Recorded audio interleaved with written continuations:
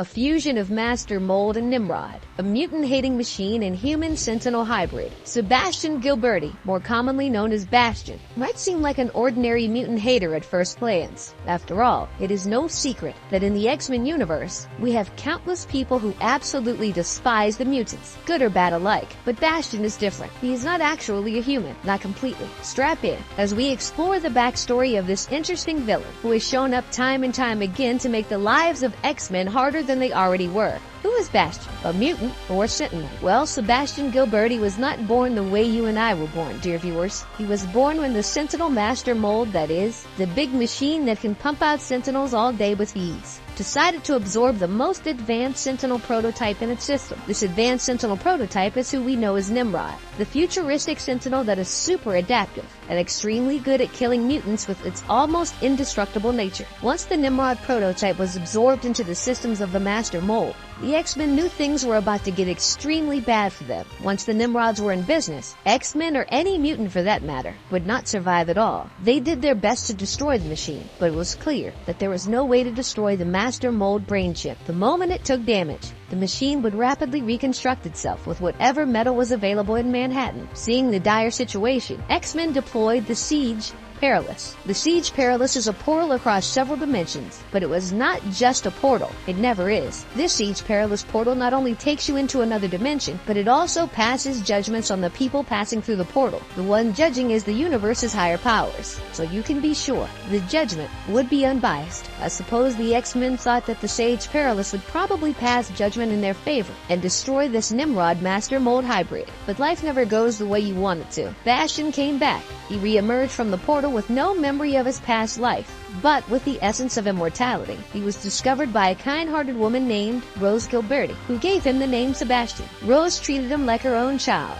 and eventually adopted him. What she did not know was that her son was not like everyone else. As Sebastian grew up, he learned about the mutants and the menace they were to American society. The more he heard about it, the more the news affected him, eventually reawakening his prime directives to kill all mutants. He started mingling with anti-mutant groups like Great and Creed's Friends of Humanity and others. Bastion kept climbing the political ladder, and eventually he was in a position to assemble his own anti-mutant strike force, known as Operation Zero Tolerance, OZT. To get rid of the mutants, Bastion managed to infiltrate the American government and got access to the governmental anti-mutant technologies. OZT tried to reconfigure and start the Sentinels that were assembled by this project, known as Wide Awake. But Bastion did not like most of the models. He considered them outdated, and instead, he got people, like actual humans, and tagged them with a nanotechnology that would turn them into prime Sentinels. These nanotechs, when activated, turn the humans into armored beings. Think of it like Power Rangers, but super evil versions of them. As most of you know, at one point, Magneto's evil essence took root in Charles's mind, taking on the personality of the man who called himself Onslaught. After all the ruckus that Onslaught managed to create, Charles Xavier willfully turned himself in. Bastion, finally getting his hands on the mutant professor, confined him in the OZT premises with these artificially made mutants known as Manites. This was when Great and Creed was rising in power politically, so Bastion's evil deeds went unnoticed. When he learned of a reporter who was going to publish a scoop on Graydon, exposing his past life in the pages of Daily Bugle,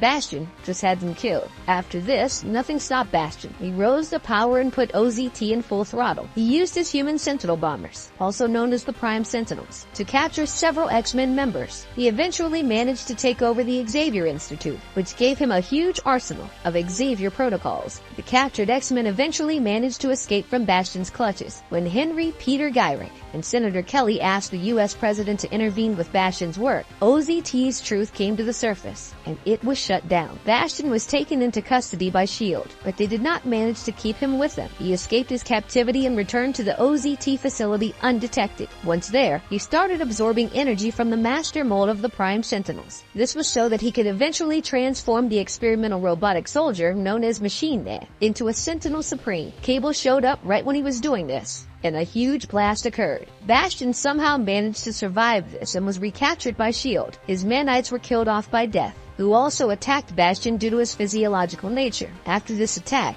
only his head remained. You would think this would be the end of Bastion, but nope. The servants of Mainspring recovered his head. Mainspring was the techno-organic being struck with the alien transmode virus. He stripped away all of Bastion's programming and revealed the original master mold code. He added the transmode virus to it and rewrote Bastion's configurations, turning him into what we know as template. Bastion was overtaken by the virus, and he was forced to make a Babel Spire on Earth to contact the alien technarchy. Mainspring was definitely not expecting this to happen, so he destroyed Bastion, even if it meant destroying himself in the process. Bastion's head lay forgotten until the government agents recovered it to access the information he had taken from the Xavier files. The ones sent to recover this information were Gambit, Wolverine, and Shadowcat. This mission seemed rather simple, but with Bastion in the picture, the situation turned out to be way more difficult than they imagined. Bastion created holographic images and planted seeds of doubt amongst the X-Men, trying to tear them apart as a team. Luckily, before he could do any permanent damage, the X-Men managed to retrieve everything they needed to and left, even though the seeds of doubt were definitely there to stay. This is who Bastion is. This is not the last time we see Bastion in the X-Men universe, and each time he shows up, he creates new challenges that our heroes have to rack their brains to overcome. But that is a story for another time. Instead, let's look into his anatomy a little and understand just why he is one of the most horrifying and resilient villains the X-Men have ever come across, shall we?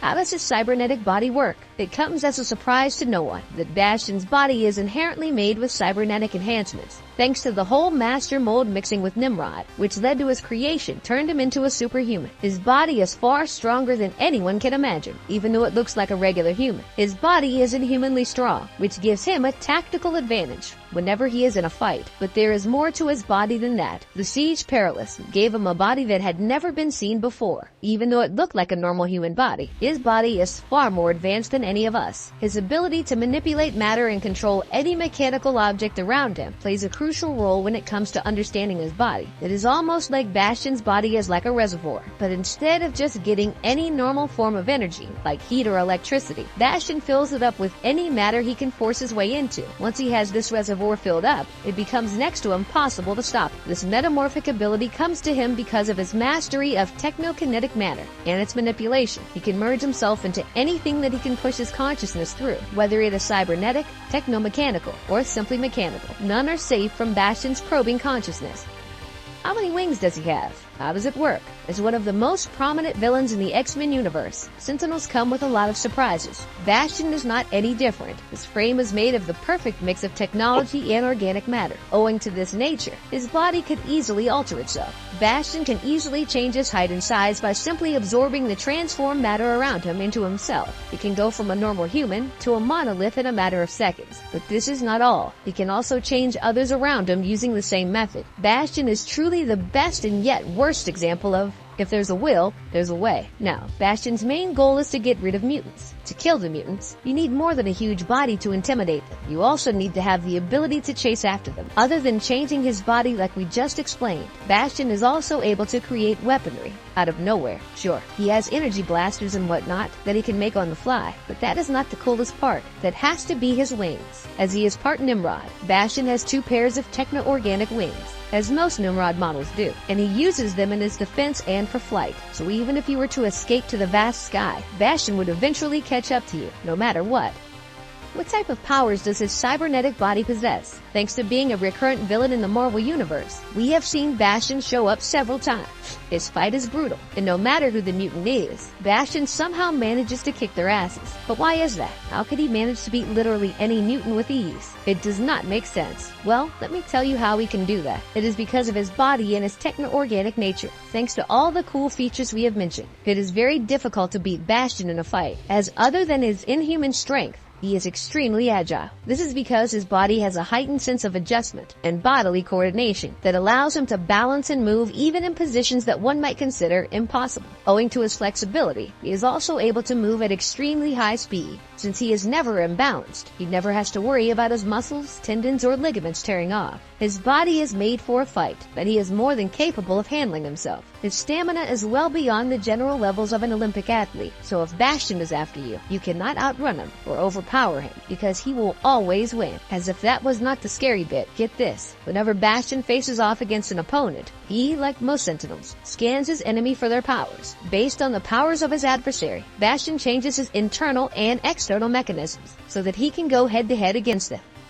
Does he have the ability to resurrect the dead people? Bastion is an extremely scary villain for all his powers. Ever since his primal directives of killing all mutants were activated, he changed entirely. But hands down, nothing is more horrifying than what we see him do in the 3rd issue of X-Force Volume 3. In this arc, we see that Purifiers, this mutant-hating organization, is chasing someone in Prague. The man is none other than Donald Pierce. Originally introduced as a member of the infamous Hellfire Club, as an industrialist, Donald Pierce slowly rose through the ranks to become one of the many anti-mutant leaders. The number of times he has returned from death can embarrass Jean Grey, so these Purifiers attacked Donald Pierce. And the man was not going to go down without a fight. He screamed, fought, and even shot at the Purifiers. But eventually, he was cornered and overpowered. The Purifiers told him ominously that his presence was required. Cut from Prague to Guatemala. In the prison, we see a decrepit old woman sitting on a chair. It is clear that this is her last day on Earth. But who is she? This is none other than the Leper Queen, the leader of the Sapien League, another anti-mutant group.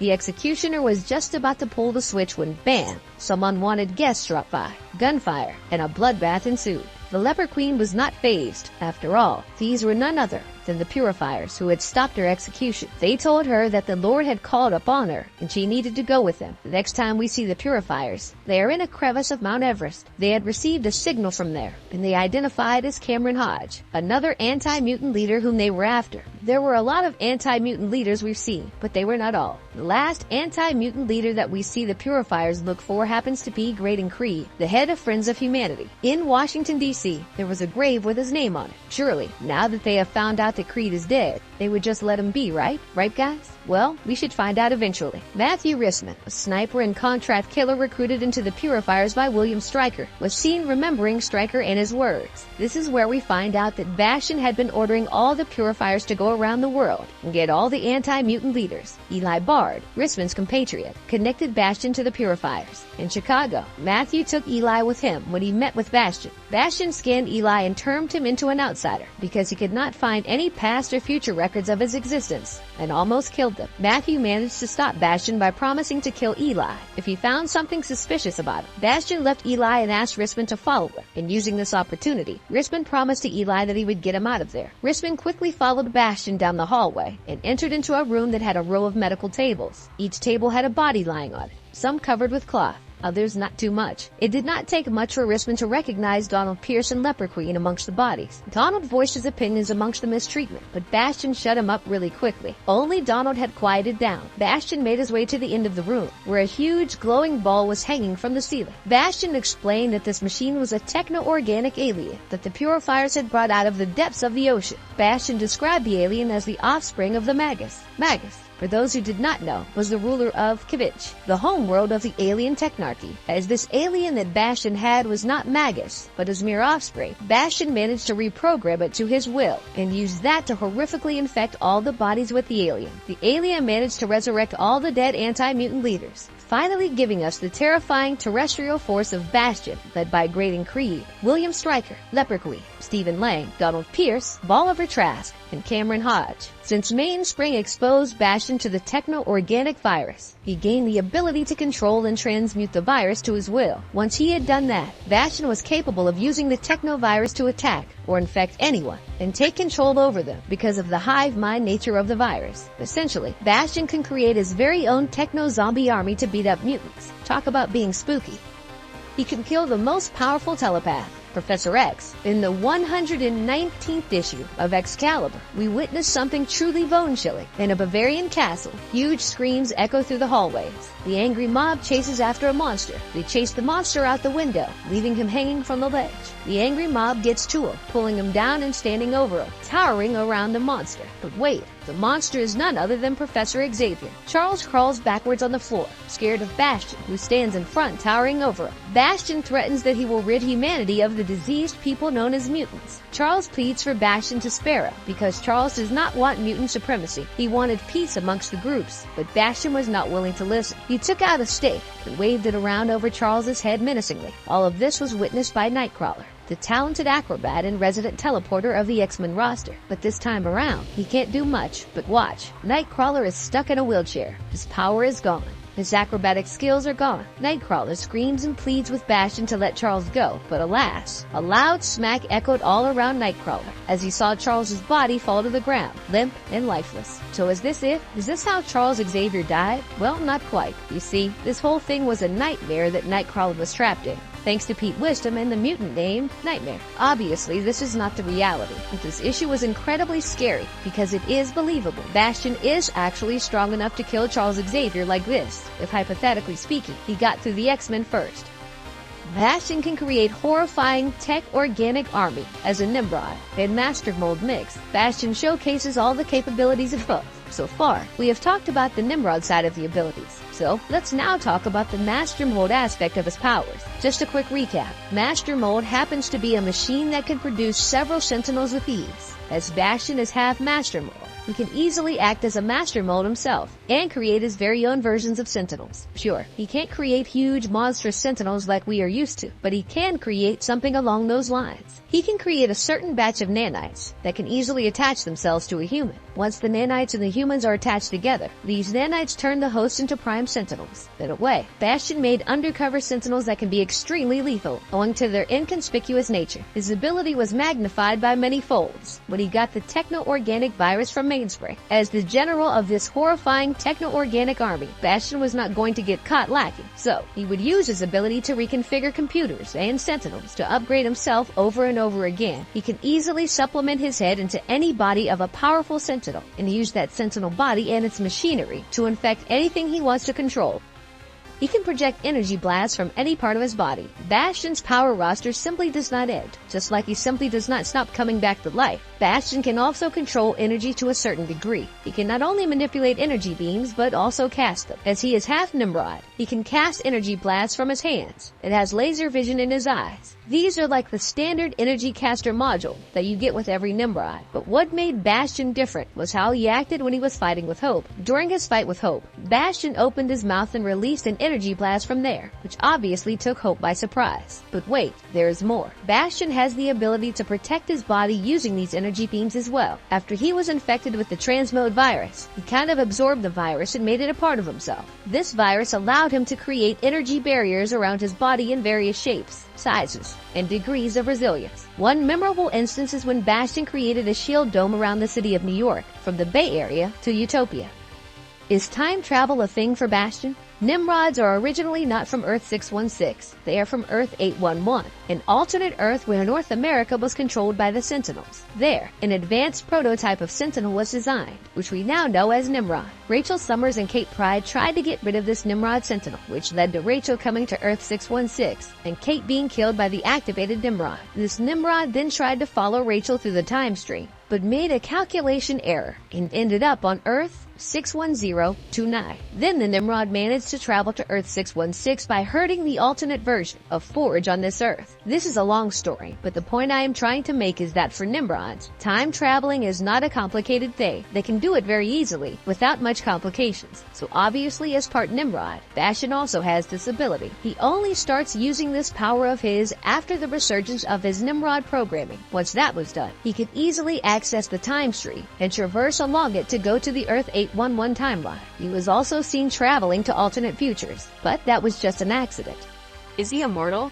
Since his introduction in the 333rd issue of Uncanny X-Men, Bastion has definitely had quite the trajectory. He was introduced as just another anti-mutant activist, but it was later found out that actually he is a byproduct of Nimrod and Master Mold mixing together. He went through the siege perilously and came out of it with no memory, but when his memories returned, oh boy, he sure went back to his primary job real quick. Bastion joined hands with extremists and created a facility to imprison mutants. Then he created Prime Sentinels, turning unsuspecting humans into Sentinels with nanotechnology. He caught X-Men, took over the Xavier Institute, and accessed Professor X's files. We assumed that he was destroyed by Cable when he was trying to turn Machine Man into Sentinel Supreme, but nope, he came back again. His head was the only thing that managed to survive the meet cute with Cable, and after that, using that head, he somehow managed to get himself a Nimrod body with the help of the Purifiers. Remember the dome that he created from the New York Bay Area to Utopia? Yeah, he did that to try and kill kill all the X-Men by trapping them in the said dome and activating a signal to call upon more Nimrods. Cypher and Cable went to the future, changed the signal and destroyed the Nimrod mold.